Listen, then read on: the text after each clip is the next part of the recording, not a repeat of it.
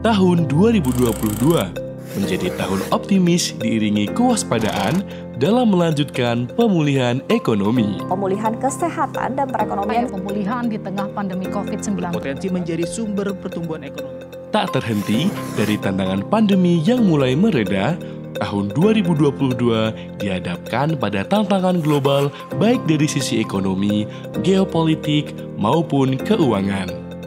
Merespon kondisi itu semua, pemerintah mengoptimalkan APBN sebagai shock absorber untuk menjaga momentum pemulihan ekonomi nasional dan melindungi masyarakat. Dan inilah perjalanan DJPPR di tahun 2022 dalam menjalankan perannya mengelola pembiayaan APBN.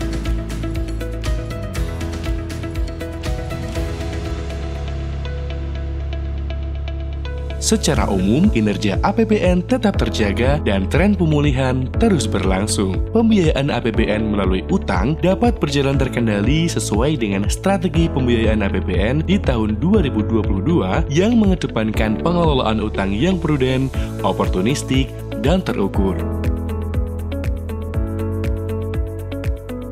Sumber pembiayaan dari pasar domestik tetap menjadi salah satu instrumen pemerintah yang dilakukan melalui lelang penerbitan SBN dan private placement. Instrumen SBN retail pun diterbitkan sebagai salah satu pilihan yang ditujukan untuk individu. Di awal tahun 2022, pemerintah menerbitkan surat utang negara untuk investor retail melalui obligasi negara retail seri ORI 21 dengan jumlah investor terbanyak sepanjang penerbitan ORI. Kemudian menerbitkan savings bond retail seri SBR 11 dan mencetak rekor nominal penjualan terbesar dan jumlah investor terbanyak sepanjang penerbitan SBN retail non-tradable. ORI kembali diterbitkan dengan seri ORI 22 yang memiliki tingkat kriteria terbaik sejak penerbitan SBN Retail Tradable secara online. Dan untuk pertama kalinya, pemerintah melakukan transaksi SD Cash Bond di pasar domestik dengan menerbitkan surat utang negara melalui mekanisme lelang.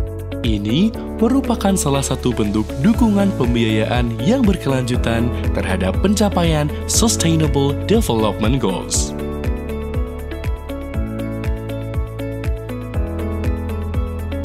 Selain di pasar domestik, SBN dalam valuta asing juga diterbitkan sebagai bagian dari pemenuhan pembiayaan APBN di tahun 2022 disertai pengendalian risiko beban pembiayaan. Pemerintah sukses melakukan transaksi penjualan surat utang negara dalam denominasi US dollar dengan format SEC registered termasuk di dalamnya transaksi liability management.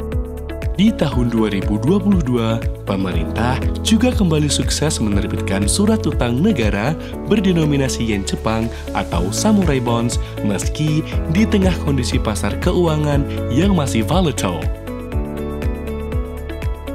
Menghadirkan ragam pilihan untuk masyarakat, pemerintah menerbitkan SBN Retail berbasis syariah atau sering dikenal dengan Sukuk Negara Retail.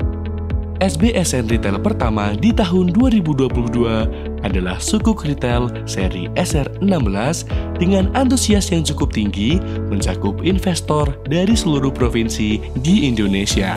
Pemerintah lalu menerbitkan Sukuk Wakaf Retail melalui seri SWR3 sebagai upaya mendukung investasi sosial dan pengembangan wakaf produktif di Indonesia. Sukuk Retail seri SR17 diterbitkan dan berhasil mencetak rekor jumlah investor terbesar sepanjang penerbitan SBN Retail.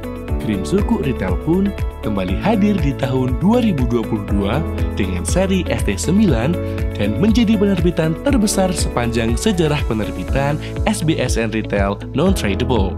Green Suku juga ditawarkan melalui lelang di pasar perdana domestik dan ini mendukung program rasio pembiayaan inklusif makro prudensial.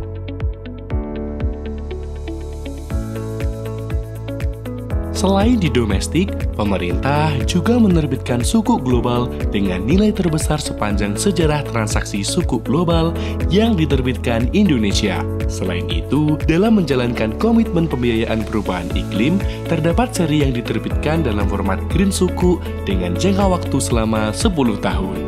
Melalui program pengungkapan sukarela, pemerintah juga berhasil menerbitkan SBN dalam periode Januari hingga November 2022.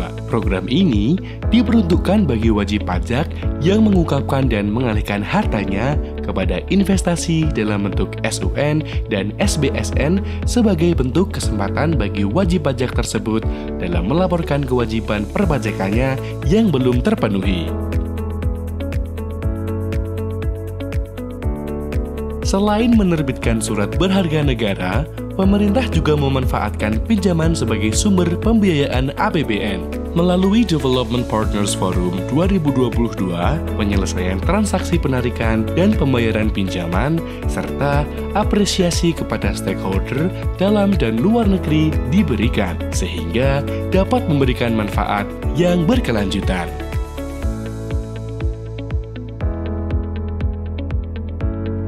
Melanjutkan program penjaminan kredit modal kerja sejak 2020 untuk pelaku usaha UMKM dan koperasi dalam rangka implementasi program PEN.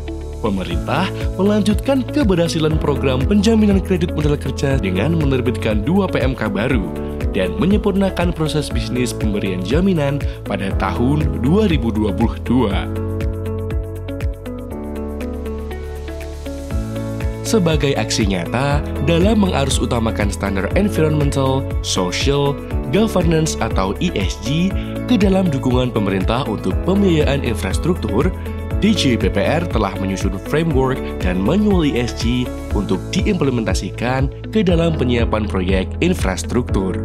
DJPPR juga berperan penting dalam Presidensi Indonesia G20 2022 sebagai Co-Chair Infrastructure Working Group dan telah berhasil menyelesaikan seluruh deliverables prioritas yang diharapkan dapat membantu mewujudkan pembiayaan infrastruktur yang berkualitas dan berkelanjutan.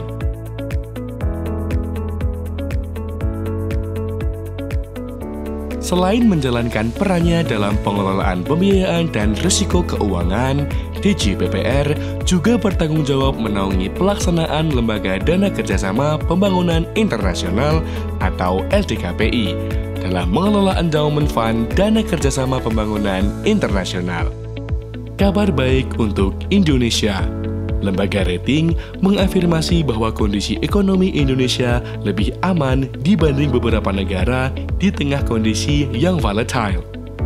Hal ini ditandai dengan perbaikan outlook peringkat kredit yang menunjukkan bahwa ekonomi Indonesia terbukti resilient dan efektifnya kebijakan makroekonomi dan moneter. Tahun 2022 telah memberikan fondasi ekonomi yang cukup kuat. Di tengah berbagai tekanan domestik dan global di tahun 2023, DJPPR akan terus meningkatkan kewaspadaan dalam mengelola pembiayaan APBN dan risiko keuangan negara menuju transformasi ekonomi yang inklusif dan berkelanjutan. Karena ini untuk kita.